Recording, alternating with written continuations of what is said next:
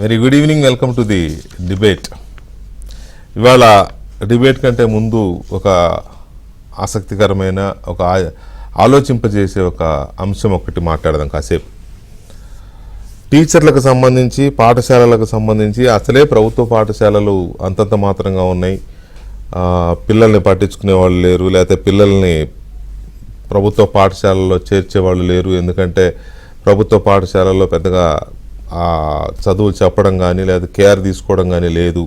అందుకనే ప్రైవేట్ పాఠశాల మీద మోజు పెరిగిపోయింది అనేది కొంత వాస్తవం, కొంత కల్పితం కూడా ఉంది. అందులో ఉపాధ్యాయులందరూ ఒకేలాగా ఉంటారా అంటే లేదు. ప్రభుత్వ టీచర్లలో చాలామంది కొంత కాన్సన్ట్రేషన్స్ తగ్గి ఉండొచ్చు, కానీ అదే సమయంలో చాలామంది ఉపాధ్యాయులు అంతే నిబద్ధతతో తమ వృత్తికి న్యాయం చేయాలని, అంత పవిత్రమైన ఉపాధ్యాయ వృత్తిని మరింతగా గుర్తింపు తీసుకొచ్చి తమ వృత్తి నిర్వహణలో, కర్తవ్య నిర్వహణలో పిల్లలకి చదువులు చెప్పి, అంటాం కదా భావి భారత పౌరుల్ని తీర్చిదిద్దేది ఉపాధ్యాయులే అని. అందులో కొంతైనా న్యాయం చేయాలనే తపన పడేవాళ్ళు లేకపోలేదు, డెఫినెట్గా ఉన్నారు. లేకపోతే ఇవాళ వ్యవస్థ ఇలా ఉండదు. ఇంతో వాళ్ళు పనిచేయబట్టే ఉపాధ్యాయ వృత్తే కాకుండా ప్రభుత్వం చెప్పే ఇతర పనులు కూడా చేస్తూ ఉంటారు, సందేహం లేదు అందులో. అయితే ఓ ప్రయత్నం చేయడం, పిల్లలు సరిగా రాకపోయినా, తల్లిదండ్రులు సరిగా పట్టించుకోకపోయినా ఒకటికి రెండు సార్లు చెప్తారు, తర్వాత వదిలేస్తారు, ఇంకేం చేయగలుగుతాం మనం అని. కానీ అదే పనిగా తపన పడి పిల్లలను ఎలాగైనా సరే చదివించాలి, లేదా చదవకపోతే, పిల్లలు చదవకపోతే, అంతగా శ్రద్ధ చూపించకపోతే చదువుల మీద ఏం చేయాలి, ఎలా వీళ్ళని ఎలా సరిదిద్దాలి, ఇలాంటి తపన చాలా తక్కువ మందిలో ఉంటుంది. తాము తీసుకునే జీతాలకు న్యాయం ఎలా చేయడం, ప్రభుత్వం ఇన్ని వందల వేల కోట్ల రూపాయలు ఖర్చు పెడుతుంది కదా, ఈ తపన ఉంటుంది ఉపాధ్యాయులు, లేదని మనం అనలేం. అయితే అది అందరూ వ్యక్తం చేయకపోవచ్చు, లేకపోతే అది అందరిలోనూ మనకి కనిపించకపోవచ్చు. అయితే ఇది అంతా ఎందుకు చెప్పాల్సి వస్తుందంటే, ఇవాళ ఒక ఘటన నా దృష్టికి వచ్చింది. విజయనగరం జిల్లాలో ఒక టీచర్, ఆయన ఆ స్కూల్కి హెడ్ మాస్టర్, విజయనగరం జిల్లా బొబ్బిలి మండలం. ఈ బొబ్బిలి మండలంలో ఈ హెడ్ మాస్టర్ గారు చాలా తపన పడ్డాడు. ఎంత తపన పడ్డాడంటే పిల్లల్ని చదివించాలి అనేది ఆయన తపన. కానీ వాళ్ళు చదవట్లా. ఎందుకు చదవట్లేదు అని అంటే, పాత రోజులలాగా పిల్లల్ని దండించి చెవులు మెలిపెట్టి తొడపాశాలు పెట్టి అవసరమైతే 4 దెబ్బలేసి చదివించిన రోజులు ఉన్నాయి. మనందరూ ఈపులు పగిలివే, ఈపులు పగలకుండా మనం ఏమీ రాలేదు, గవర్నమెంట్ స్కూల్సే. ఇప్పుడు ఆ పరిస్థితి లేదు. పిల్లవాడి మీద ఒంటి మీద చెయ్యి పడితే వెంటనే వచ్చేసి నువ్వెవడరా మా పిల్లలు పడ్డాకని టీచర్ల మీద తిరగబడే రోజులు మనం చూస్తున్నాం. ఆ భయం కొంత ఉపాధ్యాయుల్లో ఉంది. అందుకని ఎలా వీళ్ళని మనం చదివించాలి అని మీరు ఒకసారి దృశ్యాలు చూస్తే, ఒక ఉపాధ్యాయుడిగా పక్కన తన కొలీగ్ టీచర్స్ని పెట్టుకొని హెడ్ మాస్టర్గా ఎందుకు మీరు ఈ చదవట్లేదు సరిగ్గా అని పిల్లల ముందు కొంత ఆయన ఎమోషన్ అయ్యి, ఎందుకు మీరు చదవట్లేదని వాళ్ళని అడిగి, మాదేమైనా తప్పు ఉందా చెప్పండి, ఒకవేళ మా తప్పు ఉంటే ఇదిగో నన్ను నేను శిక్షించుకుంటున్నా అంటూ వాళ్ళకి సాష్టాంగ నమస్కారం చేసి ఆయనే గుంజులు తీసిన ఒక దృశ్యం ఇవాళ నిజంగా కదిలించిన దృశ్యం అది. ఆయన ముందు ఆ పిల్లలతో ఆయన ఏమన్నాడో అదొకసారి విందాం, తర్వాత ఇంకో విషయాన్ని కంటిన్యూ చేస్తాను. ఆడియో. ఏమి చేయలేం, మీ దగ్గర చేతగానంలో చేతులు కట్టుకుని ఉండాల్సిన పరిస్థితి వచ్చింది మాకు. అంటే ఇంత చెప్తున్నా కూడా ఒకటిలో ప్రవర్తనలో మార్పు లేదు, ఒక చదువులో మార్పు లేదు, ఒక రైటింగ్ స్కిల్ లేదు, రీడింగ్ స్కిల్ లేదు. అసలు ఏంటి ప్రాబ్లం? మీదా మాదా? మాదేనా? మాదైతే చెప్పండి. మీ అందరికి చిన్న దండం పెట్టేసి పడుకుని పెట్టేస్తాను. మీ అందరికి దండం పెట్టేసి వదిలేస్తాను. లేదంటే ఇలా నేను తీసుకుంటాను. మరి గుంజలు అయినా మీకు అందరికి కూడా మీ నేను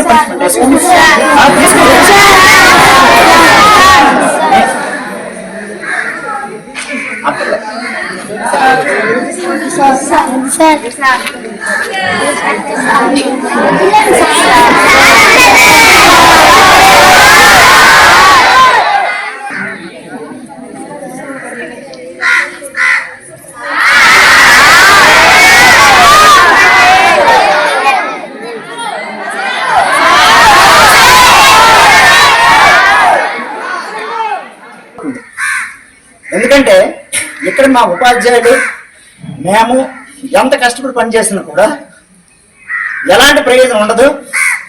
మీరు మీ పిల్లల్ని అద్దులో పెట్టుకోకపోతే మీరు పాఠశాలకు పంపించడం వృధా అవుతుంది. ఇది మైండ్లో పెట్టుకుని మీరందరూ కూడా తిట్టలేము ఏమి. సో అది రమణ గారు అనే హెడ్ మాస్టర్, అది ఆయన ఆవేదన కావచ్చు, లేకపోతే పిల్లల్లో ఒక మార్పు, పిల్లల్లోనే కాదు తల్లిదండ్రుల్లో కూడా ఒక మార్పు తీసుకురావడం కోసం తనను తాను శిక్షించుకున్న తీరు కావచ్చు, ఏదైనా కావచ్చు. కానీ ఇలాంటి దృశ్యాలు చూసినప్పుడు డెఫినెట్గా కొంత మనసు చెలించిపోతుంది. ఆయనకి ఏమవసరం, చాలామంది ప్రభుత్వ ఉద్యోగులు జీతం తీసుకుంటున్నారు హ్యాపీగా, అసలు ఆపే స్కూల్కి వెళ్ళేవాళ్ళు లేరు చాలామంది. అలాంటిది దానికి న్యాయం చేయాలి, పిల్లల్ని తీర్చిదిద్దాలనే తపన ఆయనలో కనపడింది. కొంత కదిలించే ఘటన ఇది. అందుకే ఆయనతోనే మాట్లాడదామని చెప్పి చింతారమణ గారిని నేను ఇవాళ లైవ్లోకి రమ్మని అడిగాను. వచ్చారు, లైవ్లో ఉన్నారు ఆయన. హెడ్ మాస్టర్ గారు నమస్కారం. సార్ నమస్తే సార్. ఫస్ట్ ఆఫ్ ఆల్ మీ మీ మీ ఆవేదన ఇది చూసిన తర్వాత కొంత నాకు కూడా బాధ అనిపించిందండి. ఎందుకంటే మేము గవర్నమెంట్ స్కూల్స్లో చదువుకున్నాం, మీలాంటి టీచర్లే మాకు కూడా. ఇప్పుడు లేదేమో కానీ ఆ కమిట్మెంట్ లెవెల్స్ అప్పట్లో చాలా ఉండేవి. పిల్లలు స్కూల్కి రాకపోతే టీచర్లు ఇంటికి వచ్చి తీసుకెళ్ళిన సందర్భాలు చాలా ఉన్నాయి మమ్మల్ని కూడా. సో ఎందుకు మీరు అంతగా ఇవాళ అది ఎప్పుడు జరిగింది? ఇవాళ జరిగిందా అది? అవును సార్. ఎందుకు మీరు అంతగా మిమ్మల్ని మీరు శిక్షించుకునే స్థితికి వచ్చారు? సార్ జనరల్ గా మన పాఠశాలకి వచ్చినటువంటి పేదలు, నిరుపేదలు, ఇంకా the poorest and poor sir వచ్చే వాళ్ళందరూ కూడా. అవును.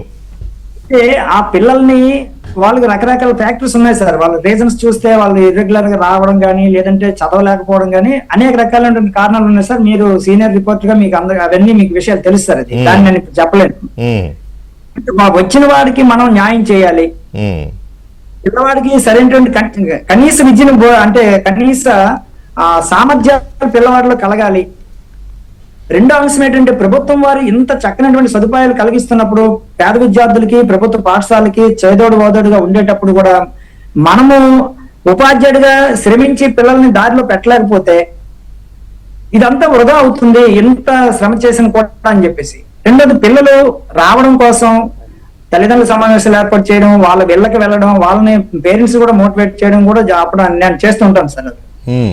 ఆ క్రమంలో వాళ్ళు బాధ్యత రాహిత్యంగా పేరెంట్స్ కూడా మీరు సార్ వినడం లేదండి, రావడం లేదండి అనే మాట చెప్తున్నారు తప్పిస్తే మీ పంపిస్తామండి అనేటువంటి మాట కూడా రావట్లేదు సార్. మేమైతే ఉదయం 10 గంటలకి అంటే 8 గంటలకి 10th క్లాస్ కి క్లాస్ అవుతాయి సార్. 8:30కి మా పాఠశాలలో పిల్లలకి మేము క్లాసెస్ స్టడీ అవర్ స్టార్ట్ చేస్తాం సార్. ఈవినింగ్ 5 గంటల వరకు నేను ఉంటాను సార్. అది ఏ స్కూల్ అండి మీది? మాది పెంట హై స్కూల్ సార్. పెంట హై స్కూల్, బొబ్బిలి మండలం, విజయనగరం జిల్లా, పెంట హై స్కూల్ సార్. పెంట హై స్కూల్, ఓకే. అవును సార్. అయితే పిల్లల్లో అనుకున్న విధంగా విద్యా ప్రమాణాలు పెరగడం లేదు. తద్వారా ఇంకా ఇండిసిప్లిన్ పెరిగి ఈ మీడియా ప్రభావంతో వారు ఇంకొంచెం బ్యాక్వర్డ్ అవుతున్నారటువంటి ఒక భయము, ఆవేదన కలుగుతుంది సార్. పిల్లవాడు అనేది, చదువు అనేది మన పాఠశాలకు వచ్చినప్పుడు పాఠశాల అనేది సన్మార్గం నేర్పడము, వాడికి విద్య నేర్పడం, 2 డ్యూటీస్ ఉపాధ్యాయుల మీద ఉంటారు సార్. అది నాకు బాధ్యతగా నేను భావిస్తాను సార్ దాన్ని. కొన్ని సందర్భాల్లో అందరికీ ఒకే రకంగా విద్య రాకపోవచ్చు. సత్ప్రవర్తన అనేది అందరికీ రావాలి సార్. అవును.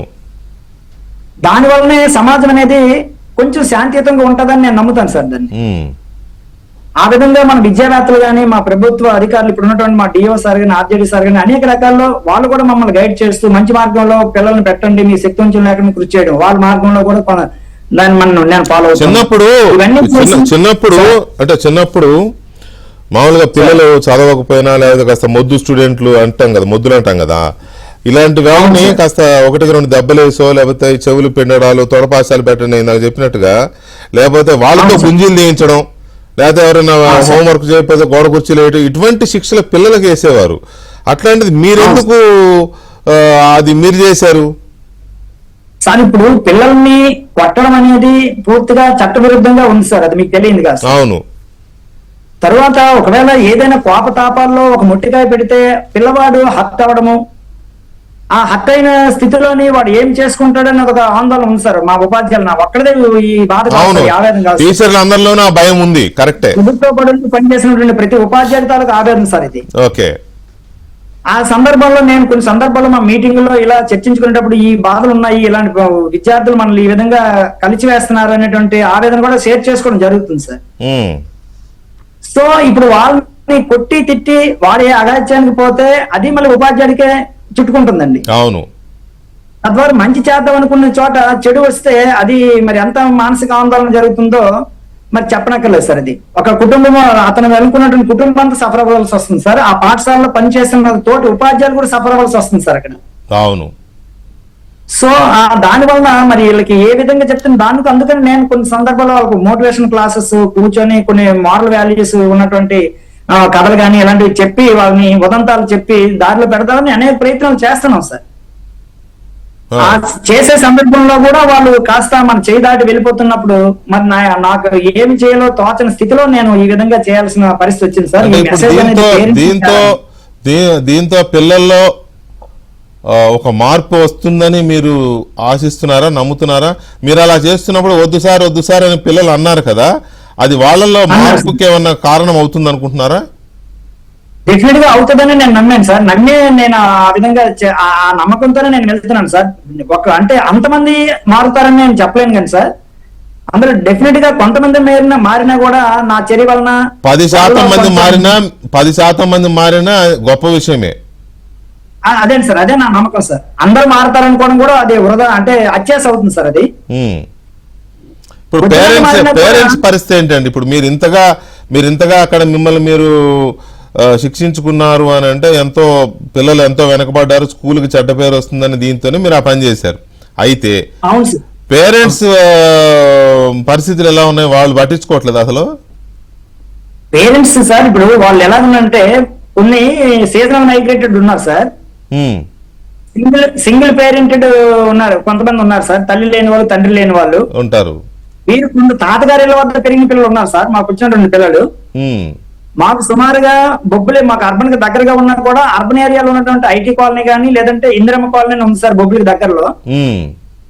ఆ ఇందిరమ్మ కాలనీ నుండి గున్నతోట వలస ఇలాంటి చాలా మంది పిల్లలు వస్తారు సార్. అందరూ కూడా చాలా లేబర్ పిల్లలు, తర్వాత చిన్న చిరుద్యోగులు సార్, ఏదో షాపుల్లో పనిచేసుకుంటున్న వాళ్ళ పిల్లలు మాకు వస్తారు. ఎందుకంటే ఒక పెంట గ్రామంలో వెళ్ళినటువంటి పిల్లలతో మంచి చదువు వస్తుంది, ఉపాధ్యాయులు కష్టపడి పనిచేస్తున్నటువంటి ఒక రెప్యుటేషన్ ఉంది సార్. అది దాని వల్ల వాళ్ళ నమ్మకంతో పంపించేటప్పుడు వాళ్ళ నమ్మకాన్ని మేము గుమ్మి చేస్తే రేపు పొద్దున ఇంత పరిస్థితిలో మేమేంటి మా పిల్లల్ని చెడగొట్టామేమంటే ఇది కూడా రాకూడదనేటువంటి ఒక తపన నాలో ఉంది సార్. అది రెండోది, పేరెంట్స్ కూడాను వాళ్ళ పనుల్లో నిమగ్నం అవుతున్నారు కానీ పిల్లల్ని ఒక అరగంటైనా కూర్చొని చదివిద్దాము, లేదా కనీసం మాకు రాకపోయినా ఏం చేశావు, టీచర్ గారు ఈ రోజు ఏం చెప్పారా అనేటువంటి ఆలోచన కూడా వాళ్ళు చేయడం లేదు సార్. అది నా పరిశీలన తేలింది సార్. అది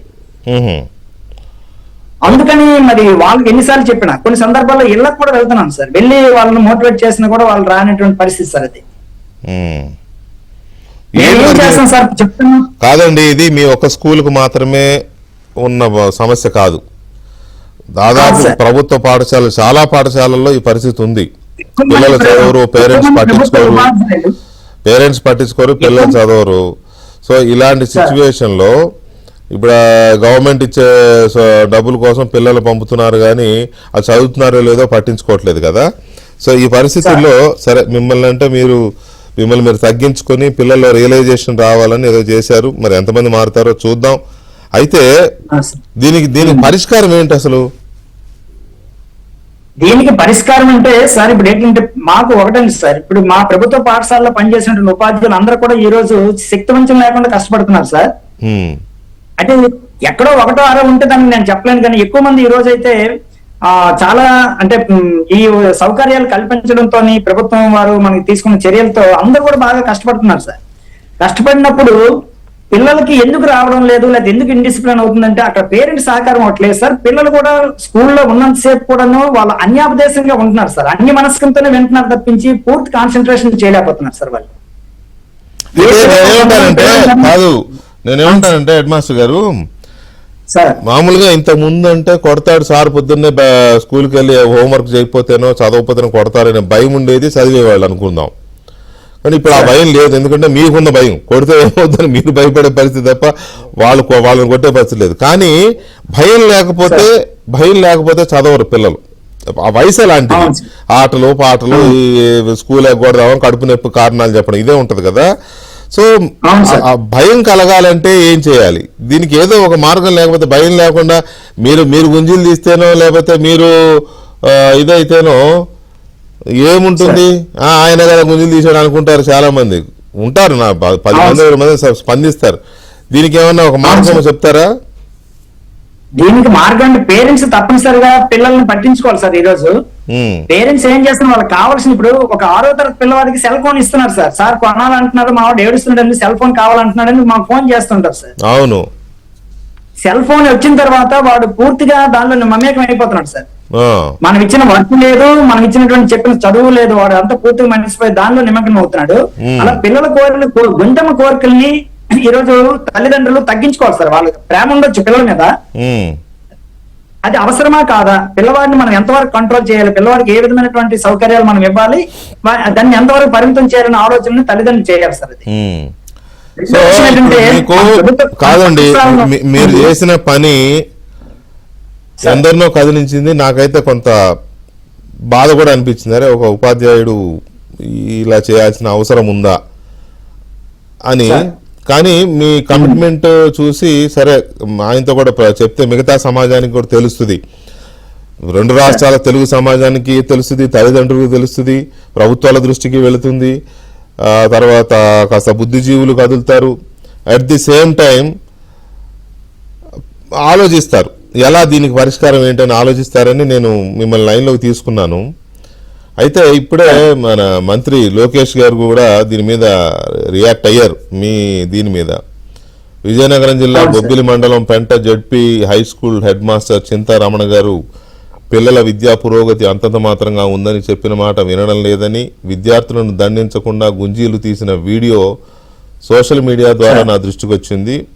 హెడ్ మాస్టర్ గారు మీకే చెప్తున్నారు, హెడ్ మాస్టర్ గారు అంతా కలిసి పనిచేసి ప్రోత్సాహం అందిస్తే మన ప్రభుత్వ పాఠశాలల పిల్లలు అద్భుతాలు సృష్టిస్తారు. వారిని దండించకుండా అర్థం చేసుకునేలా మీ స్వీయ క్రమశిక్షణ చర్య ఆలోచన బాగుంది, అభినందనలు. అందరం కలిసి విద్యా ప్రమాణాలు పెంచుదాం. పిల్లల విద్య, శారీరక మానసిక వికాసానికి కృషి చేసి వారి బంగారు భవిష్యత్తుకు బాటలు వేద్దాం. ఇది లోకేష్ గారు మీకు చెబుతూ మిగతా ఉపాధ్యాయ సమాజానికి, తల్లిదండ్రులందరికీ పంపిన ఒక మెసేజ్. అయితే ఇది మిమ్మల్ని మీరు దండించుకున్నారు కదా, ఇది తల్లిదండ్రులు, మిగతా సమాజం అంతా దీన్ని గమనించి ఇలాంటి రిపీట్ అవ్వకుండా చూడాల్సిన అవసరం వాళ్ళ మీద. ఎనీవే, వన్స్ అగైన్ మిమ్మల్ని మీరు శిక్షించుకున్నందుకు అభినందించాలి అనడం, అభినందించకుండా ఉండలేము. కానీ ఇది ఏ రకమైన ఇది అంటే మిమ్మల్ని మీరే శిక్షించుకున్నారు కాబట్టి స్వీయ శిక్ష కాబట్టి ఇది మిగతా వాళ్ళకి పరిస్థితి రాకుండా ఉండాలని కోరుకుందాం. రమణ గారు, మీ కమిట్మెంట్కి వన్స్ అగైన్ మా ఏబిఎన్ ఆంధ్రజ్యోతి నుంచి, మా తరపు నుంచి, మా యాజమాన్యం తరపు నుంచి, తల్లిదండ్రుల సమాజం వైపు నుంచి కూడా మీకు పూర్తి స్థాయి అభినందనలు. అలాగే ఆ ప్రాంత ప్రజలు, తల్లిదండ్రులు కూడా మీకు మీ ఆలోచనతో కలిసి పనిచేస్తారని కోరుకుందాం. రమణ గారు, థ్యాంక్ యూ వెరీ మచ్ అండి, మీరు లైవ్ లోకి వచ్చినందుకు థ్యాంక్ యూ. నమస్కారం సార్. మీరు కూడా నాకు ఈ మంచి అవకాశం ఇవ్వడంతో పాటుగా, అలాగే మన మంత్రివర్య అయినటువంటి నారా లోకేష్ గారు కూడా నాకు మంచి మనోధైర్యాన్ని ఇచ్చారు సార్, సకాలంలో స్పందించి. లేదంటే అంతవరకు నాకు అనేక రకాలైనటువంటి ఫోన్ కాల్స్ అన్ని వచ్చి నన్ను అనేక రకాలుగా ఇబ్బంది పెట్టినటువంటి పరిస్థితి ఉంది సార్. అప్పటికి ఆ సమయంలో బాబు గారు చక్కగా స్పందించి నాకు మనోస్థైర్యాన్ని ఇచ్చారండి. అందుకు నా యొక్క ధన్యవాదాలు తెలియజేసుకుంటూ ఉన్నాను. వారికి నమస్కారాలు తెలియజేసుకుంటూ మీకు కూడా నా యొక్క నమస్కారాలు సార్. మీ ఒక హెడ్ మాస్టర్ చేసిన ఒక తనను తాను శిక్షించుకున్న చర్యని సమాజం దృష్టికి తేవడం కోసం చేసిన ఈ చిరు ప్రయత్నం, ఈ ప్రయత్నం ఆలోచింపజేయాల్సింది విద్యార్థుల్ని కాదు. ఎందుకంటే వాళ్ళకి తెలియదు, పసి మనసులు, వాళ్ళకి అర్థం కాదు. ఇది తల్లిదండ్రులు ఆలోచించాలి, ప్రభుత్వాలు ఆలోచించాలి. దీనికి ఏంటి, ఇలా ఉంటే ఎలా, ప్రభుత్వ పాఠశాలల్లో పరిస్థితులు మెరుగవ్వాలంటే ఏం చేయాలని ప్రభుత్వాలు ఆలోచించాలి, తల్లిదండ్రులు ఆలోచించాలి, సమాజం ఆలోచించాలి. అందుకని ఈ ప్రయత్నం అర్థం చేసుకుంటారని ఆశిద్దాం. మనం చర్చలోకి వెళ్దాం. ఇవాళ దేశవ్యాప్తంగా ఒక చర్చ మొదలైంది. పర్టికులర్గా దక్షిణ భారతదేశంలో ఒక రకమైన ఆందోళన చాలా ఎక్కువగా ఉంటుంది. రాజకీయ వర్గాల్లో కొంచెం పొలిటికల్ అవేర్నెస్ ఉన్న వర్గాల్లో ఈ ఆందోళన ఎక్కువగా ఉంది. ఎందుకంటే ఒకప్పుడు మనం కుటుంబ నియంత్రణ అనగానే దేశంలో బాగా స్పందించిన రాష్ట్రాలు దక్షిణాది రాష్ట్రాలే. పర్టికులర్గా అప్పుడు ఉన్న ఉమ్మడి ఆంధ్రప్రదేశ్ కానీ, కర్ణాటక, తమిళనాడు, కేరళ అయితే ఇంకా చాలా ఎక్కువ. ఈ 4-5 దక్షిణాది రాష్ట్రాలు చాలా బాగా స్పందించాయి, కుటుంబ నియంత్రణ పాటించాయి. ఎందుకంటే చిన్న కుటుంబాలు చింతలేని కుటుంబాలు అనే దాంతో పాటుగా కుటుంబ నియంత్రణ ద్వారా దేశానికి కూడా మంచి జరుగుతుంది, భారం తగ్గుతుంది, జనాభాని నియంత్రించుకోవాలి, ఇటువంటి ఆలోచనలు అప్పట్లో. కానీ ఇప్పుడు అదే పెద్ద గుదిబండగా మారుతోంది అనే ఒక ఆందోళన వ్యక్తమవుతోంది. ఎందుకంటే ఇప్పుడు కనుక జనాభా గణన అంటూ జరిగితే ఈ జనాభా గణన ద్వారా జరగబోయే నియోజకవర్గాల పునర్విభజనలో, లోక్సభ నియోజకవర్గాల పునర్విభజనలో తక్కువ జనాభా ఉన్నాయి కాబట్టి మన దగ్గర నియోజకవర్గాలు తగ్గిపోతాయి. జనాభా ఎక్కువ ఉన్న నియోజకవర్గాలు అంటే ఉత్తర భారతదేశంలో ఉండే రాష్ట్రాలకు నియోజకవర్గాలు పెరుగుతాయి. అంటే మన దక్షిణాది రాష్ట్రాలలో ఉన్న నియోజకవర్గాల సంఖ్య ఇప్పుడున్న దానికంటే 130 ఉన్నట్టున్నాయి. 130 కంటే సంఖ్య తగ్గిపోయి ఉత్తర భారతదేశానికి ఇంకెక్కువ అవుతాయి. దీని ద్వారా దక్షిణ భారతం యొక్క ప్రాతినిధ్యం పార్లమెంట్లో తగ్గుతుంది అనే ఒక ఆందోళన రాజకీయ వర్గాల్లో ఉంది. నిజానికి అందులో కొంత వాస్తవం కూడా ఉంది. అయితే కేంద్రం అలాగే చేస్తుంది అని ఎందుకు అనుకోవాలి అనే ప్రశ్న కూడా లేకపోలేదు. కేంద్రం ఇంకొక మార్గం ఏదైనా ఆలోచిస్తుంది, లేకపోతే రాజ్యాంగ సవరణ ద్వారా మొత్తం లోక్సభ నియోజకవర్గాల సంఖ్యను పెంచుతుంది అనే వాదన కూడా లేకపోలేదు. ఎందుకంటే చూస్తూ దక్షిణ భారతదేశంలో ఇప్పుడున్న 130లోనే ఇంకో 15-20 తగ్గించేస్తే మరీ మైనర్ అయిపోయే ప్రమాదం ఉంది. కాబట్టి అలా కూడా కేంద్రం ఆలోచిస్తుంది అనేది ఒక ఆలోచన ఉంది. మొత్తం మీద 26 ఆఖరులో లేదా 27లో ఈ నియోజకవర్గాల పునర్విభజన ఉంటుంది అంటున్నారు జనాభా గణన అవగానే. సో దీని మీద మనం చర్చను చూడబోతున్నాం. చర్చలో ఇప్పటికే మనకి దక్షిణాది రాష్ట్రాల్లో ఒక ఉద్యమంలాగా మొదలైంది. ఆల్రెడీ తమిళనాడు ముఖ్యమంత్రి స్టాలిన్ దీని మీద ఒక పొలిటికల్ మూవ్మెంట్ కూడా స్టార్ట్ చేశారు. కలిసి వచ్చే పార్టీలతో ఆయన సమావేశం నిర్వహించబోతున్నారు దీని మీద ఫైట్ చేయడానికి. సో దీని మీద ఎలా ఉండబోతోంది అనే దాని మీద మనం మాట్లాడబోతున్నాం. మనతో సీనియర్ జర్నలిస్ట్, రాజకీయ విశ్లేషకులు పుల్లారావు గారు, అలాగే కాంగ్రెస్ పార్టీ సీనియర్ నాయకులు డాక్టర్ తులసిరెడ్డి గారు and senior journalist Inaganti Ravikumar గారు మనతో చర్చలో పాల్గొంటున్నారు. ముందుగా పుల్లారావు గారు నమస్కారం. నమస్కారం అండి. పుల్లారావు గారు, ఇది నిజంగానే దక్షిణ భారతదేశానికి ఒక ఇబ్బందికరమైన పరిస్థితి అని అనుకోవచ్చా? తప్పకుండా. ఎందుకంటే ఒకటి మర్చిపోతున్నారు, మన దేశం వేల సంవత్సరాల నుంచి ఉండిన 75 సంవత్సరాలే కదా ప్రజాస్వామ్యం, ఈ democratic experiment.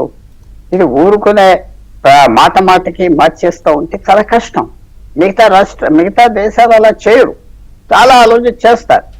1976లో Indira Gandhi, 2002లో Vajpayee BJP ప్రధానమంత్రి.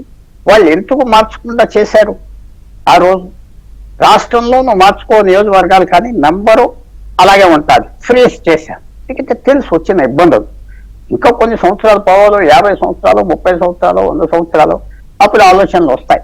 ఇప్పుడు భయం వచ్చింది అందరికీ. ఏంటంటే సింపుల్ గా చెప్తున్నా, చాలా మంది జనసంఖ్య మీద చేయాలి కదా అని కొంతమంది ఎవరైతే సపోర్ట్ చేస్తున్నారు ఉంటే, అప్పుడు మోడీ గారు ఏమన్నాడు, జనసంఖ్య మీద ఎంత జనం ఉంటే అంత పవర్ ఇవ్వాలన్న దానికి వాళ్ళు ఒపోజ్ చేస్తున్నారు కదా.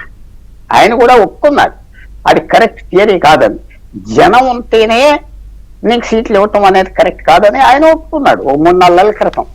సో ఇలాంటి పరిస్థితుల్లో నంబర్లు ఇంక్రీజ్ చేస్తాం కదా. అమిత్ షా గారు ఏమన్నారంటే మన కోయంబత్తూరులో ఈ గొడవలో, అయ్యో ఏ రాష్ట్రానికి సీటులు తగ్గవు, మీరేం బాధపడద్దు, మీ తమిళనాడుకి 39 ఉన్నాయి, 42, 45 అవుతాయి.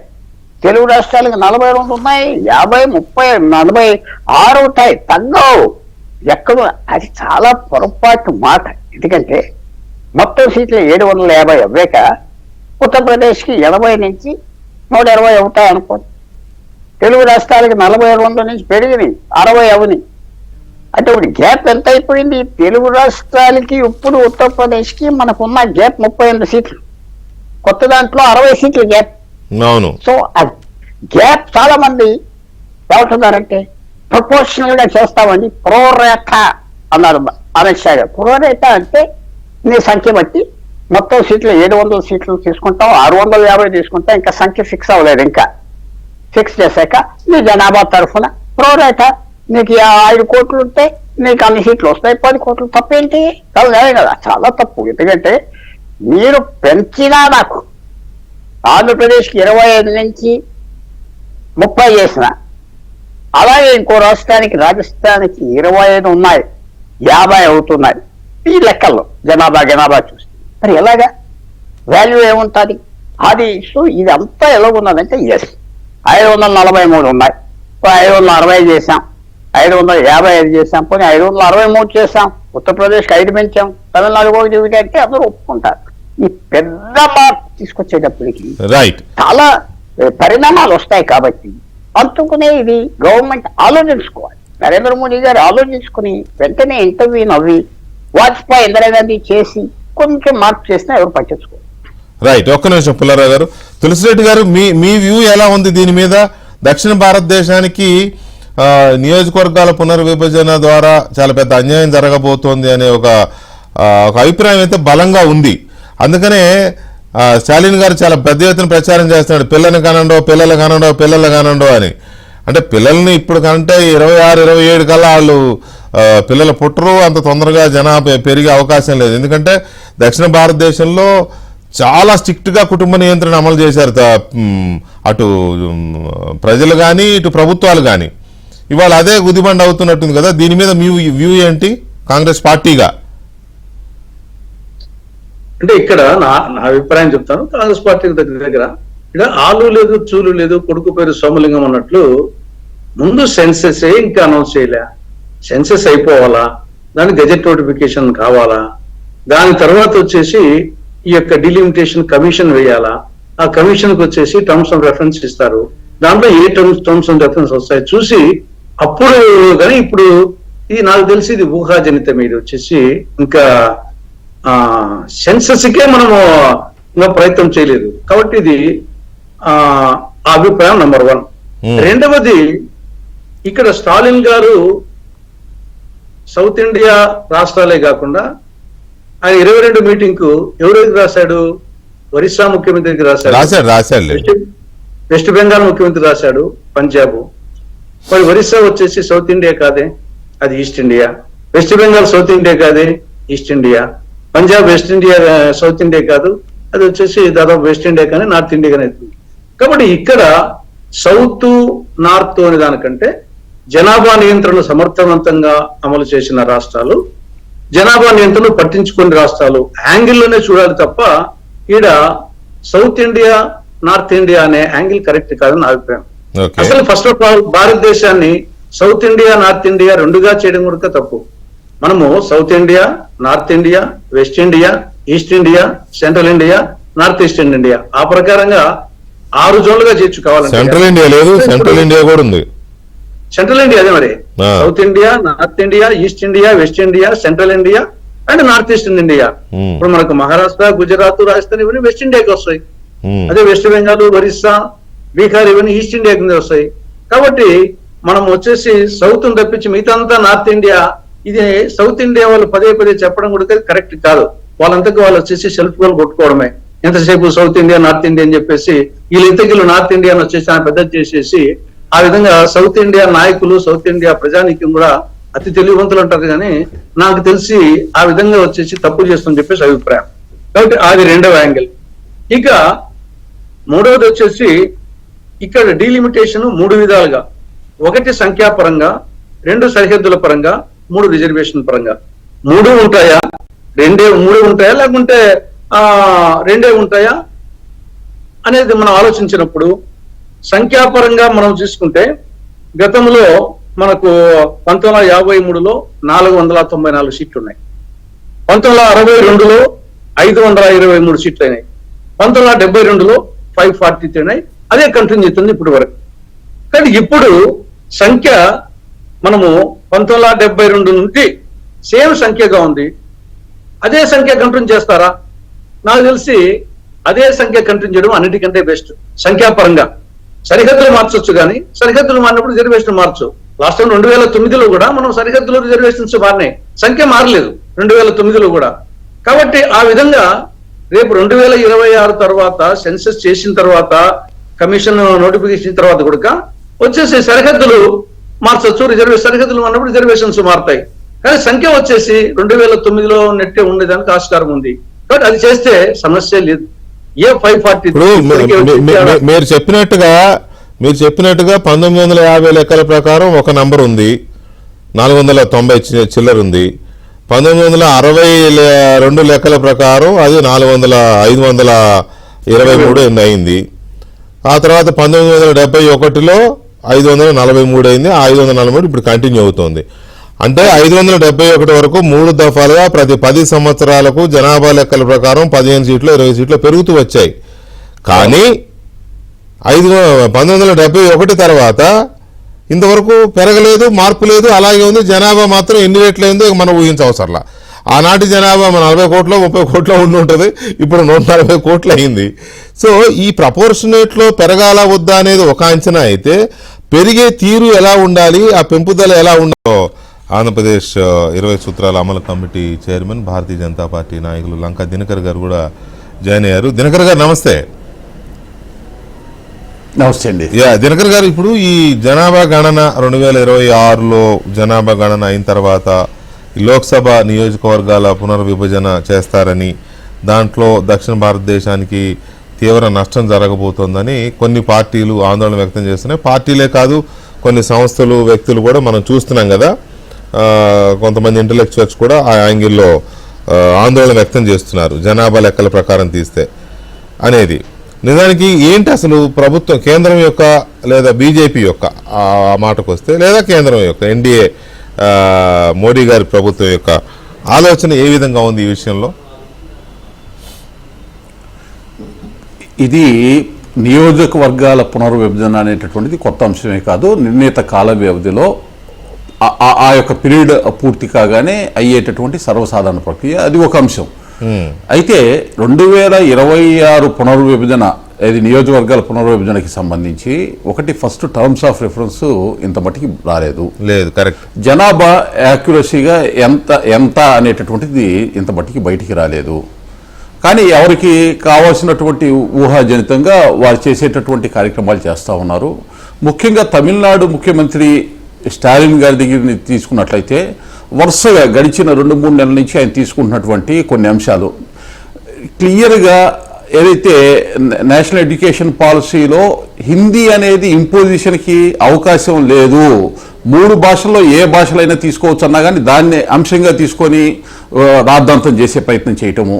తర్వాత సైమల్టేనియస్గా ఇప్పుడు ఏదైతే నేను చెప్పానో టర్మ్స్ ఆఫ్ రిఫరెన్స్ లేదు, ఇప్పటి వరకు ఆ పాపులేషన్కి సంబంధించిన లెక్క కూడా బయటికి రాకముందే చిలువలు పొలవులు చేసి ఒక రకమైనటువంటి నెగిటివ్ ప్రాపగండా తీసుకొచ్చి ఒక అపీజ్మెంట్ పాలిటిక్స్ చేయాలి అనేటటువంటి విధంగా వారి యొక్క కార్యాచరణ తీసుకున్నారు.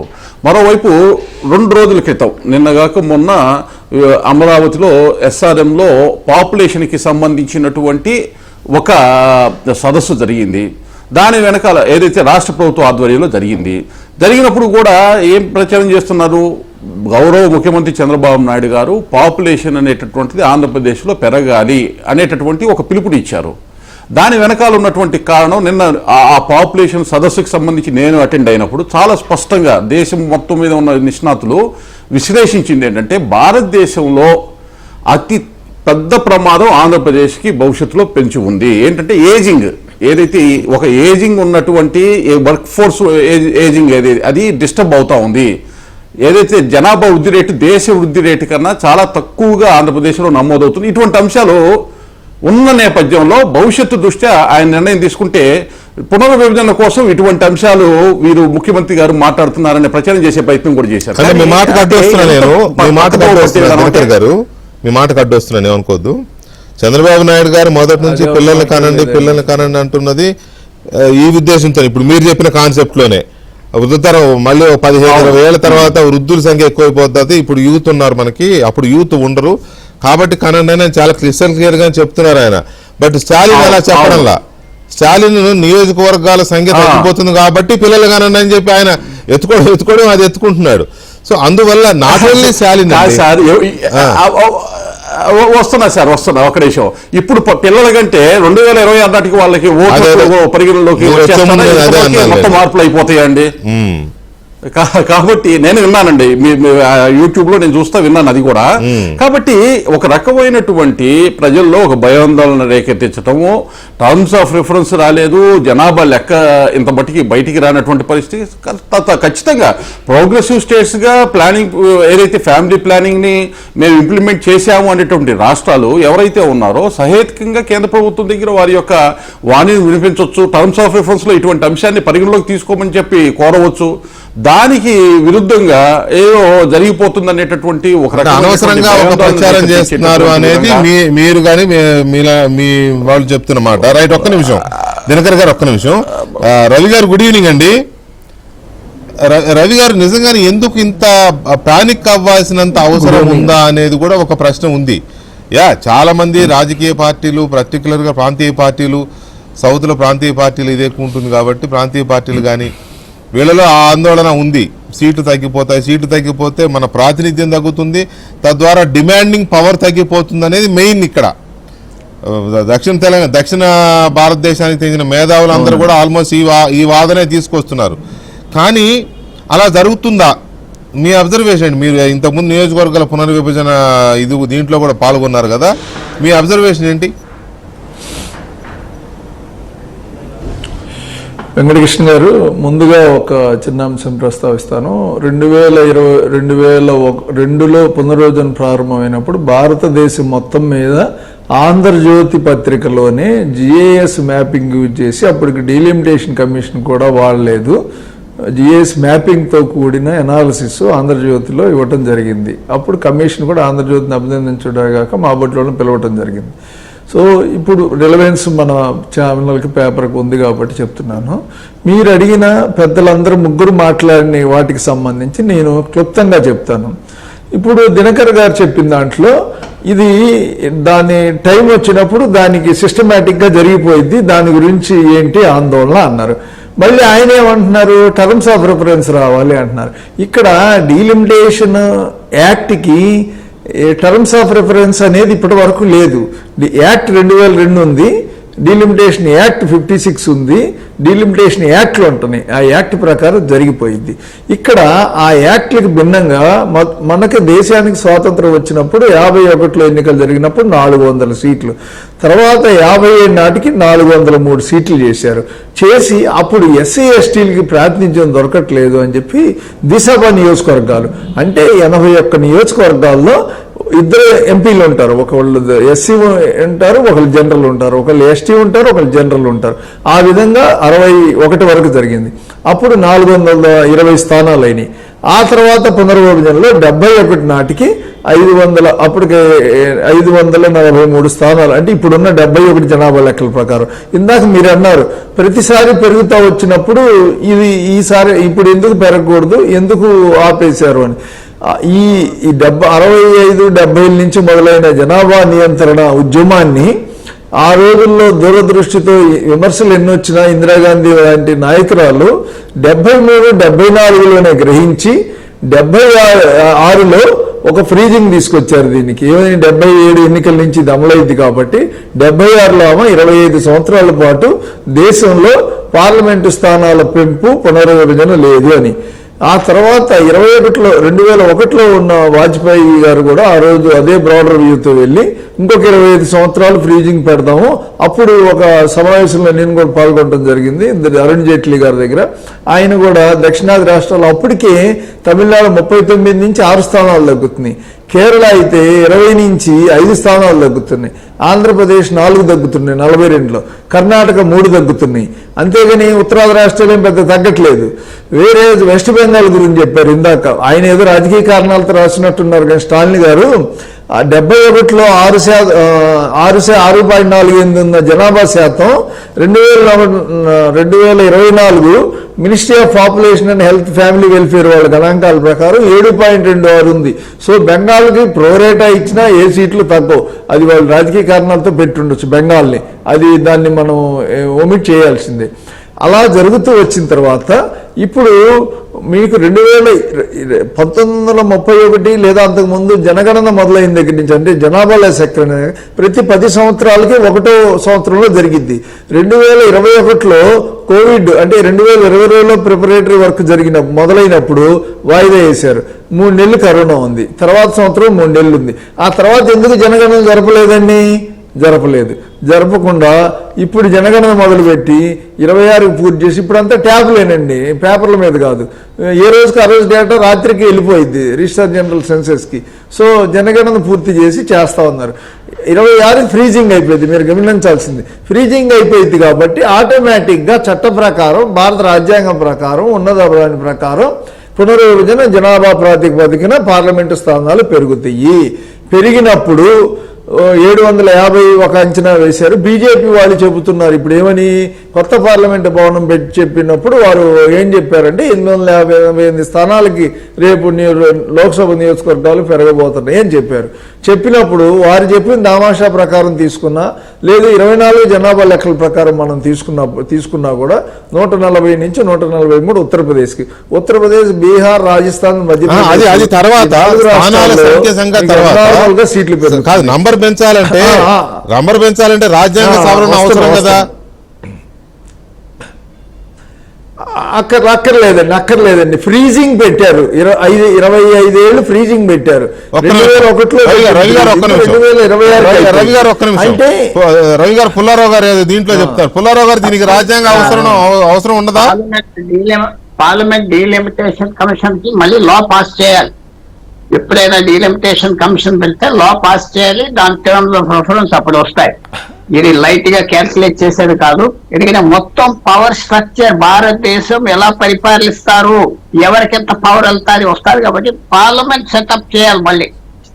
పైగా 888 సీట్లు వరకు వెళ్తాయి. 543 నుంచి 888 సీట్లకు పెంచుతారు అనే చర్చ కూడా ఉంది.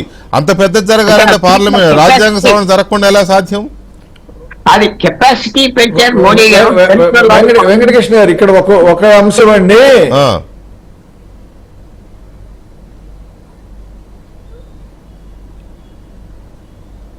చెప్పండి రవి గారు, చెప్పండి. 26 వరకు ఉన్న ఫ్రీజింగ్ అయిపోయిందండి.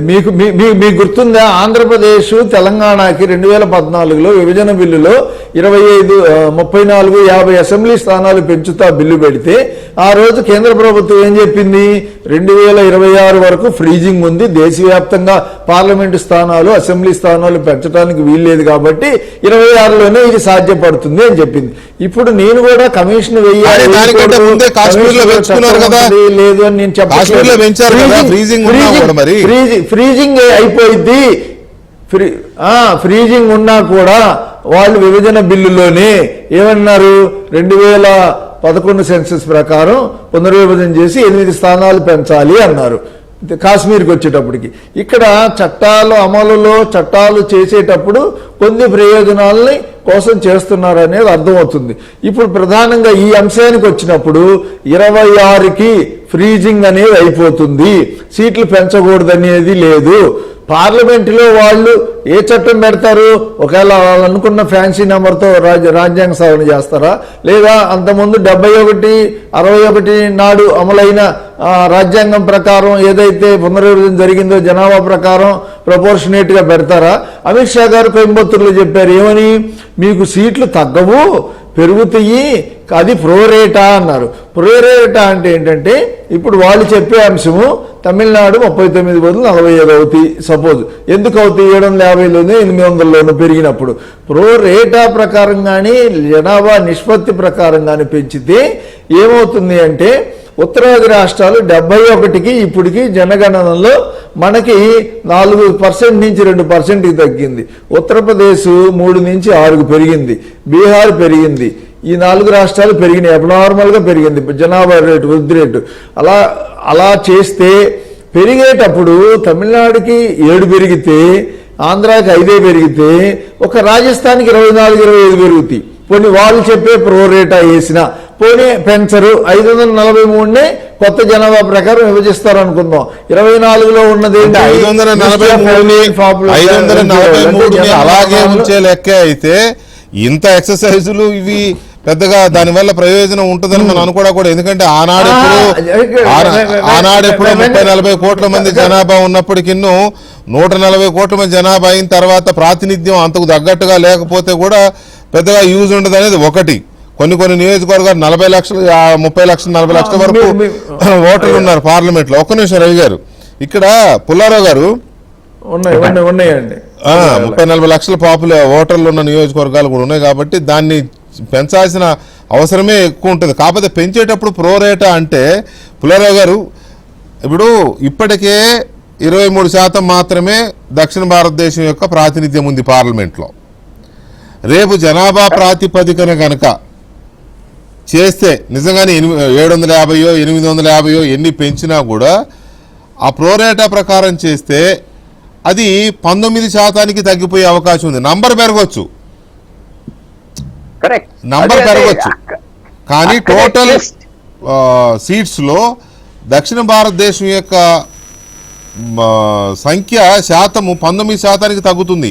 అంటే 4% తగ్గే అవకాశం ఉంది. ఇది ప్రాతినిధ్యానికి డిమాండింగ్ పవర్ కి ఇబ్బంది అవదా? పూర్తిగా అయిపోతుంది. అది ఎందుకు చేస్తున్నారో నాకు ఇంకా అర్థం అవట్లేదు. ఎందుకంటే నేను నరేంద్ర మోడీ గారు అంటే నాకు చాలా రెస్పెక్ట్, అది ఏమి దాచుకునేది లేదు. కానీ ఈ పెద్ద ఐడియాస్ దానివల్ల కష్టం వస్తుంది కదా. ఒక డిమానిటైజేషన్ అనుకోండి, ఎవరికి చెప్పకుండా ఫామ్ చక్కగా దీనికి ఆలోచిస్తారు. ఎందుకంటే ఇప్పుడు వచ్చిన డిబేట్ మారుమూలను కూడా మాట్లాడుతున్నారు కాబట్టి ఈ డిబేట్ అవినా కరెక్ట్ అవినా అవ్వకపోయినా మన మిత్రులు చెప్పిందే ఐ రెస్పెక్ట్. అయినా ఒక డిబేట్ అయిపోయింది కదా, ఇంపాక్ట్ వస్తుంది. అంత ఈజీగా సీట్లు పెంచేసి మీకేం బాధలేదు, మీకు సీట్లు పెరుగుతాయంటే మరి ఐ ఫీల్ వెరీ సాడ్. మన ఇంటెలిజెన్స్ ఇన్సల్ట్ అవుతుంది. మీరు అన్న మాట తెలుగు రాష్ట్రాలకు 40 నుండి 50 అవుతాయి, ఉత్తరప్రదేశ్కి 80-120 అవుతాయి. అలాగే అందువల్ల ఇది దేశానికి ఇది అనవసరమేమో. నేనేమనుకుంటున్నానంటే 543, 560 తర్వాత ఇందాక మిత్రులు చెప్పింది చెప్తున్నా, కొత్త చట్టం తీసుకొస్తే దాంట్లో రొటేషన్ పెట్టి రొటేషన్ స్టేట్ లో ఫ్రీజ్ చేస్తారా, పార్షియల్ ఫ్రీజ్ చేస్తారా, అది మనం చూడాలి. రెండోది దేశవ్యాప్తంగా ప్రతి నియోజకవర్గానికి 20 లక్షల ఓట్లు ఉండాలంటారా, 10 లక్షలు అంటారా, అవన్నీ అప్రూవర్ వస్తుంది కంట్రీ. అన్నిటికంటే ముఖ్యం ఏంటంటే 2029కి ఆ మహిళా బిల్లు రిజర్వేషన్ కూడా చేయాలి 1/3. సెన్సెస్ అంత పెద్ద పని కాదు. పూర్వం ఏదో కాగితాలు పెట్టుకుని వెళ్ళేవారు అంతా కంప్యూటర్స్ మీద వచ్చేస్తారు. సెన్సెస్ అంత పెద్ద ఎక్సర్సైజ్ కాదేమో అనుకుంటున్నా. సింపుల్గా చెప్పాలంటే ఇది ఒక అనవసరం ఎక్సెసివ్ గా చేస్తే ఈ డెమోక్రసీకి లోటు జరుగుతుంది. ఎందుకంటే పెద్ద చేంజెస్ వస్తే నాకేదో పోతుంది నేను అనుకుంటా. నాకు 1000 రూపాయలు జీతం, మీకు 2000 రూపాయలు జీతం, నాకు 100 రూపాయలు పెరిగింది, మీకు 200 పెరిగింది అనుకోండి, మీకు నాకు తేడా పెరిగిపోయింది కదా. మీరు అనొచ్చు మీకు పెంచే కదయ్యా అనొచ్చు, కుదరదు. అది పబ్లిక్ మైండ్ లో సెంటిమెంట్ చాలా ఇంపార్టెంట్, అది రెస్పెక్ట్ చేయాలి. అది పార్లమెంట్ స్ట్రెంగ్త్. తర్వాత ఒక లాస్ట్ పాయింట్ చెప్తున్నా ఫ్రెండ్, కాలిఫోర్నియాకి 6 కోట్ల ఓటర్స్ ఉన్నారు, 2 సెనేటర్స్. చిన్న రాష్ట్రం 150,000 ఓటర్స్ ఉన్న వాళ్ళు కూడా 2 సెనేటర్స్. 250 సంవత్సరాలు బట్టి అలాగే నడుస్తుంది. విషయం చెప్తున్నా, పాలిటిక్స్ డెమోక్రసీ కొన్ని ఇల్లాజికల్ థింగ్స్ ఉంటాయి. లాజిక్ కాదు కదా అని మీరు అంటారు, నెంబర్కి అవ్వదు. ఈ పాలిటిక్స్ చాలా కేర్ఫుల్ గా అర్థం చేసుకోవాలి. 75 సంవత్సరాలే అవి మంది, ఎన్నో సంవత్సరాలు కాదు, 2-3 జనరేషన్స్ డెమోక్రసీ. బ్రిటిష్ 400 సంవత్సరాలు, ఫ్రెంచ్ 200 సంవత్సరాలు. కొంచెం కేర్ఫుల్ గా వెళ్ళాలి.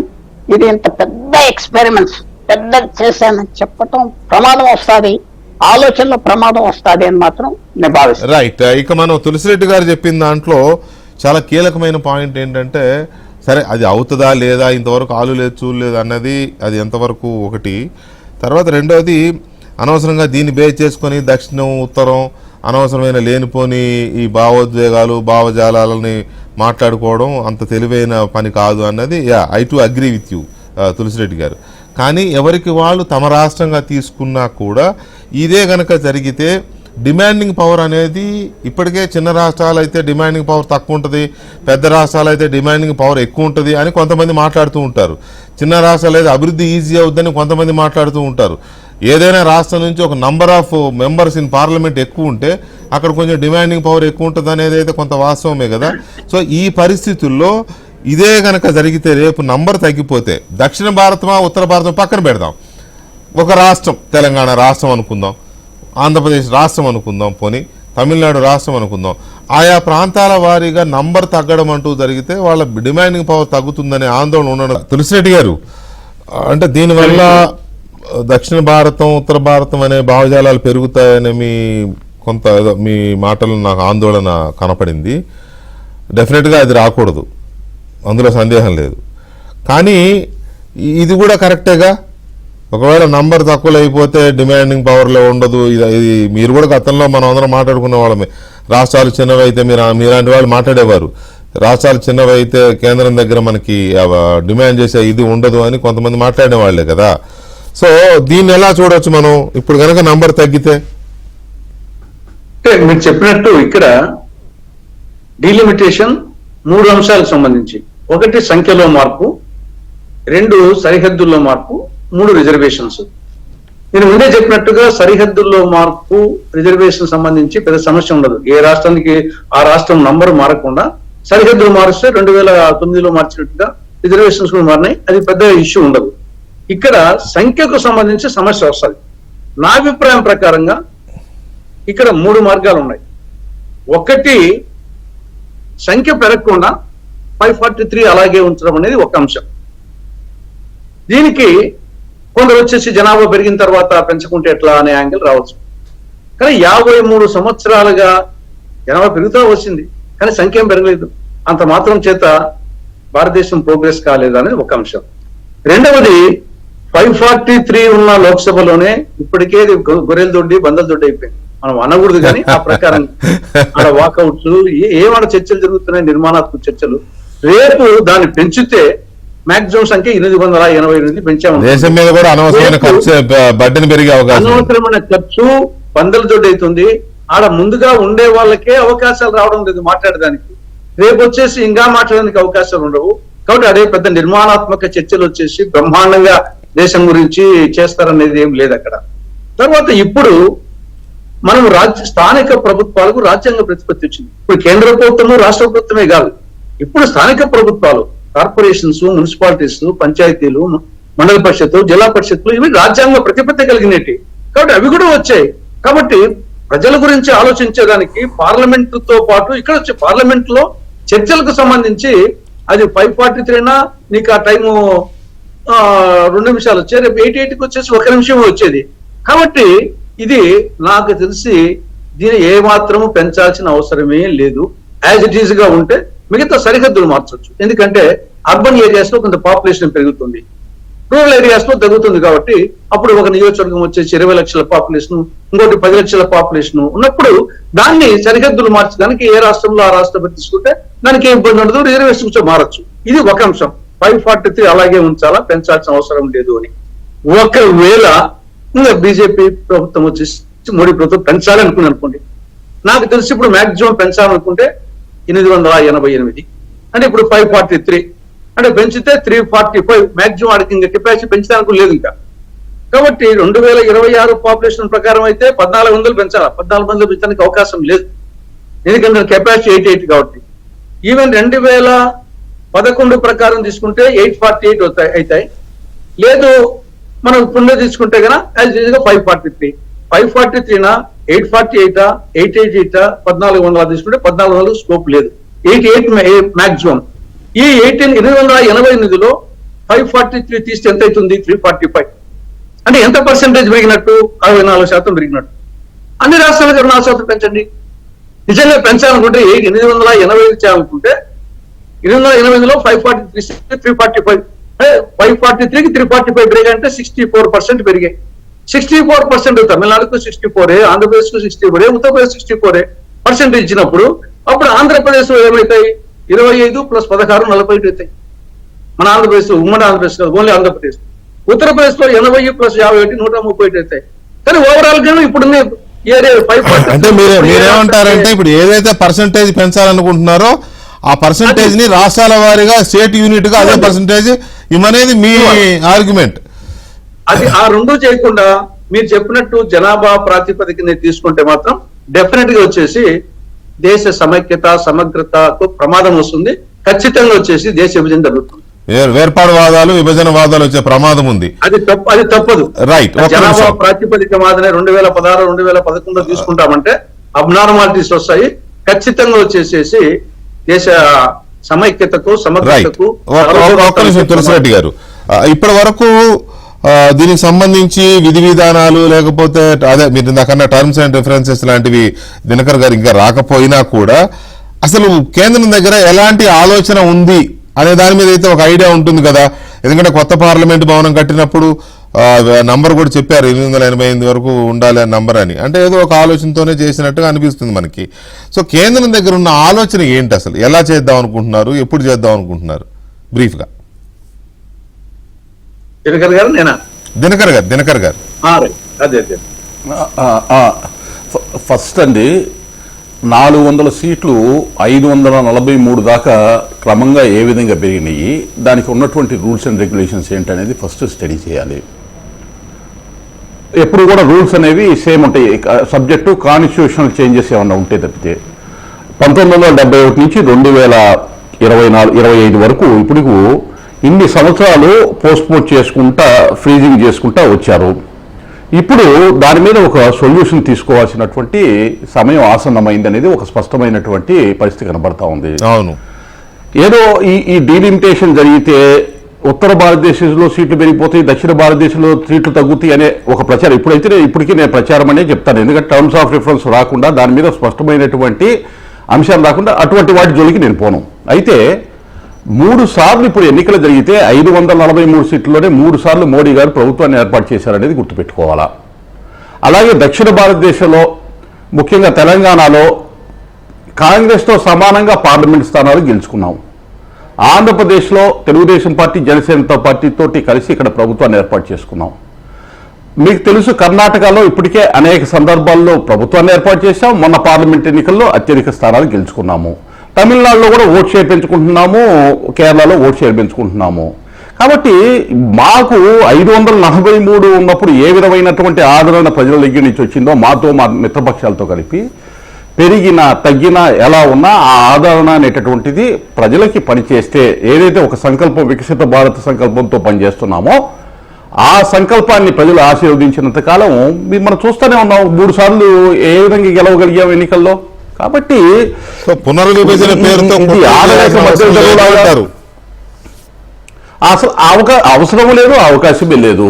ఎందుకంటే it is tested and proved కదా. కాబట్టి ఏదైతే నిబంధనలు ఉన్నాయో నిబంధనలకు అనుగుణంగా చేయాలి. అయితే ఎక్కడైనా వాస్తవానికి ఈ నిబంధనల మధ్యలో 1970కి 2024 మధ్య progressive non progressive states family planning మీద ఉన్నటువంటి మాట వాస్తవము. దానికి సంబంధించినటువంటి అంశంలో ఇప్పుడు నేను అనేక అంశాలని లోతుగా అధ్యయనం చేసినప్పుడు వివిధ రకాల స్టేక్ హోల్డర్స్ ఎవరైతే ఇప్పుడు మనం మాట్లాడుతున్నామో మాట్లాడేవారి ప్రతి ఒక్కరి సజెషన్స్ కూడా వాల్యుబుల్ సజెషన్సే. వాటికి సంబంధించినటువంటి అంశాల్లో ఏ విధంగా పరిగణనలోకి తీసుకొని ముందుకు వెళ్తారు అనేటువంటి, ఇందాక పుల్లారావు గారు అన్నారు, ఇటువంటి డిస్కషన్ ఏదైనా ఒక డిబేట్ జరిగినప్పుడు దానికి సంబంధించినటువంటి అంశాలు ఎలా పరిగణలు తీసుకోవాలో ఆ విధంగా పరిగణలు తీసుకునేటువంటి అవకాశం కూడా కేంద్ర ప్రభుత్వం ఉంటుంది. కాబట్టి ఏ విధమైనటువంటి ఏంటంటే ఈ పునర్విభజనకి సంబంధించి సంకుచితంగా దీని ద్వారానే ఏదో లబ్ధి బీజేపీకి వచ్చేస్తుంది అనేటటువంటి వాదన ఏదైనా మనం తీసుకొస్తే అది వారి విఫలం ఏదైతే ఉందో వాళ్ళ వైఫల్యాన్ని కప్పిపుచ్చుకొని నెపం బీజేపీ మీద నెట్టడం తప్పితే వేరే ఏమీ కాదు. రవి గారు, ఈ పునర్విభజన అనే ఒక దీన్ని బేస్ చేసుకుని డెఫినెట్ గా పునర్విభజన చేస్తారు. అది 26, 27, 28 మొత్తం మీద చేస్తారు. చేయక తప్పని పరిస్థితే. ఎంత పెంచుతారు, ఎన్ని సీట్లు పెరుగుతాయి, ఏ రేషియోలో పెంచుతారని పక్కన పెడితే ఈ పునర్విభజన అనే దాన్ని బేస్ చేసుకుని రాజకీయం జరుగుతోందా? దినకర్ గారు చెప్తున్నట్టుగా టర్మ్స్ అండ్ రెఫరెన్సెస్ రాకుండానే ఎందుకు ఇంత దీన్ని అనవసరమైన ఒక వివాదం దిశగా తీసుకెళ్తున్నారు అనేది ఒకటి కనపడుతుంది. ఆల్రెడీ డిఎంకే ఇవాళ రేవంత్ రెడ్డి గారితో మాట్లాడారు. ఇప్పుడు కేటీఆర్ గారి దగ్గర ఉన్నారు డిఎంకే ప్రతినిధులు.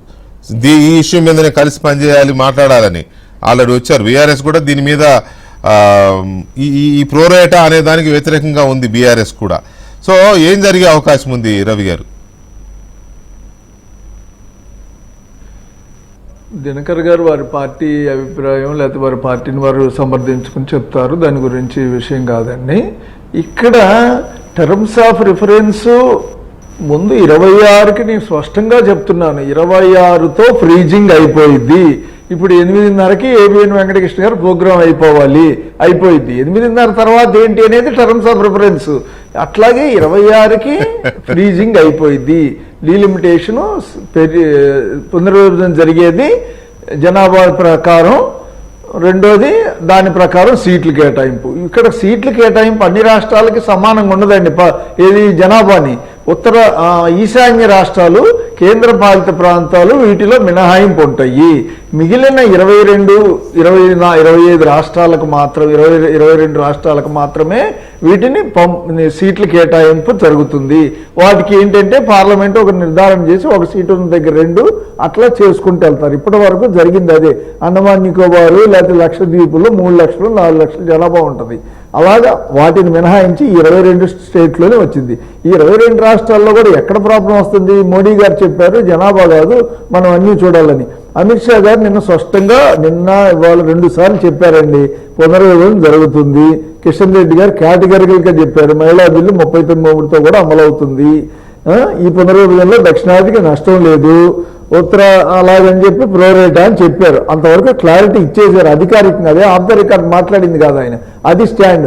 అలా కాదు, దేశవ్యాప్తంగా ఇలా వస్తుంది, మీరు జనాభా పరంగా తగ్గిపోయారు, అభివృద్ధి మిగతా విషయాలు ఉన్నాయి, మనం మాట్లాడదాం అనే విషయం ఎక్కడ పార్లమెంట్లో 5 రోజుల నుంచి గొడవ జరుగుతుంటే దాని మీద రాలేదండి. ఇప్పుడు ప్రధానంగా ఏంటంటే మీకు ఎగ్జాంపుల్ చెప్తా. ఒక సీటు అంటే ఒక సీటు కూడా ఎంత కీలకం అనేది వాజ్పేయి గారు అవిశ్వాస తీర్మానప్పుడు గిరిధర్ గమాంగ గారు ముఖ్యమంత్రి గురించి ఓటు వేశారు. మరి ఒక సీటు తగ్గితే ముఖ్యం కాదా? ఒక సీట్ అయినా ఇవాళ మోడీ గారు ఉంటారండి, ఇవాళ బీజేపీ ఉంటుందండి, రేపు కాంగ్రెస్ ఉంటుంది, రేపు ఇంకో పార్టీ ఉంటుంది, తెలుగుదేశం ఉంటుంది, జనసేన ఉంటుంది, ఇంకోటి ఉంటాయండి. ఇది కాదు ప్రామాణికం. మనం రాజకీయ పార్టీలు లెక్కలోకి తీసుకోకూడదు. కానీ వాళ్ళ ఆలోచన ధోరణి వల్ల పార్టీ గురించి మాట్లాడాల్సి వస్తుంది, కానీ లేకపోతే లేదు. ఇది ఇంకొక 50 ఏళ్ళు. ఇప్పుడు మనకి ఇందిరాగాంధీ మొదలుపెట్టింది 50 ఏళ్ళు ఆగిందండి. ఇప్పుడు సమగ్రంగా చేయకపోతే ఇది ఇలా జరిగితే ఇంకొక 50 ఏళ్ళు పట్టిద్దో 40 ఏళ్ళు పట్టిద్దో మనకు తెలియదు కదా. తర్వాత తరాలకి ఈ రాష్ట్రం నుంచి ఈ నష్టపోయే రాష్ట్రాలు ప్రాతినిధ్యం వహిస్తున్న రాజకీయ పార్టీలు కానివ్వండి, ప్రజలు కానివ్వండి, ఇతరులు ఎవరైతే ఉన్నారో వాళ్ళు దీన్ని ఆలోచించి గళం ఇప్పకపోతే, ఉదాహరణ అభివృద్ధి చూస్తామన్నా, ఇంకో మాట అంటున్నారు ఏమని, అందరికి దక్షిణాది నుంచి డబ్బులు ఎక్కువ వెళ్తే దక్షిణాదికి తక్కువ ఇస్తున్నారు, లేనేరు పెట్టద్దా, నార్త్లో పెట్టద్దా అంటున్నారు.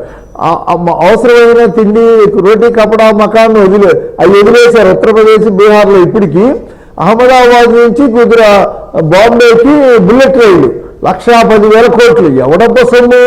నువ్వు ఆ రాష్ట్రాల్లో పేదరికం లేకుండా చెయ్యి, కుటుంబ నియంత్రణ చెయ్యి. అవి చేయకుండా మరి అభివృద్ధి చెందిన దగ్గర ఎక్కడ బుల్లెట్ రైలు? అక్కడ 1,10,000 కోట్లతో ఎప్పటి నుంచి 8 ఏళ్ళ నుంచి డబ్బులు ఖర్చు పెడుతున్నారు. అంటే ఇది సంఖ్యాబలమే కదా, ఇంకేముంది? గుజరాత్ డీలిమిటేషన్ వల్ల డబుల్ అవుతున్నాయి సీట్లు, బీహార్ అవుతుంది, రాజస్థాన్ అవుతాయి, ఉత్తరప్రదేశ్ అవుతాయి. ఈ 4 రాష్ట్రాలు చూసుకుంటే అంటే ఇప్పటికి తాత్కాలికంగా మనం మాట్లాడుకునేది ఆ పార్టీ గురించి. అంటే మీరు ఆలోచన బ్రాడర్ వేలో నెక్స్ట్ 30-40 సంవత్సరాలకు సంబంధించి చెయ్యాలి తప్ప ఇది దక్షిణాది స్టాలిన్కి అవసరం వచ్చింది, 26కి ఎలక్షన్ వచ్చింది, గెలిస్తే వస్తే ఓడిపోతారు. స్టాలిన్ సంగతి స్టాలిన్కి, మనకెందుకు? అది కాదు కదా. ప్రజలు ఎప్పుడు ఉంటారు అనేది. కాకపోతే ఏంటంటే ఒక చారిత్రాత్మకమైన ఒక ప్రక్రియ జరిగేటప్పుడు అది మళ్ళీ ఒక 30 ఏళ్ళు 40 ఏళ్ళు దాన్ని ఎవరు టచ్ చేయరు కాబట్టి దానికి తగ్గట్టుగానే జరగాలి. మరి 71 నుంచి ఇప్పటి వరకు ఉందనంటే పెద్దగా ఎక్కడా ఇబ్బందులు లేవు, ఏదో కొత్త గొప్ప ఉన్నా కూడా. కానీ మరి ఇక మీదట అలా జరుగుతుందా అంటే ప్రభుత్వం ఆయన అన్నట్టు దినకర్ గారు అన్నాడు కేంద్రం మరి ఎలా నిర్ణయం చెప్పండి. 1 మినిట్ దినకర్ గారు. దినకర్ గారు 1 మినిట్.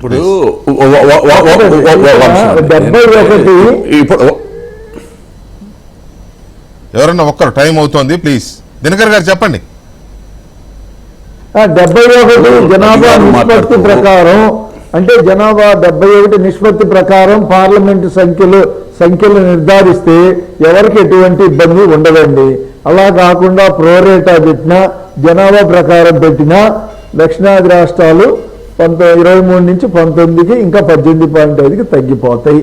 రైట్ రైట్ ఓకే, ఒక్క నిమిషం దినకర్ గారు చెప్పండి. దినకర్ గారు చెప్పండి ప్లీజ్. ఇప్పుడు ఏదైతే డీలిమిటేషన్ ప్రక్రియకి నియమ నిబంధనలు ఇప్పటికిప్పుడు వచ్చినాయి కాదు, ఆల్రెడీ ఉన్నాయి. అవును. ఇవాళ వచ్చినటువంటి మార్పులు చేర్పులు ఏవైతే ఉన్నాయో వాటిని ఏం తీసుకోవాలి, ఏం తీసుకోకూడదు అనేటటువంటి అప్పీల్ చేసేటటువంటి హక్కు ప్రతి ఒక్కరికి ఉంటుంది. అందులో సహేతుకం అయితే యాక్సెప్ట్ చేస్తారు, అసహేతుకం అయితే యాక్సెప్ట్ చేయకపోవచ్చు.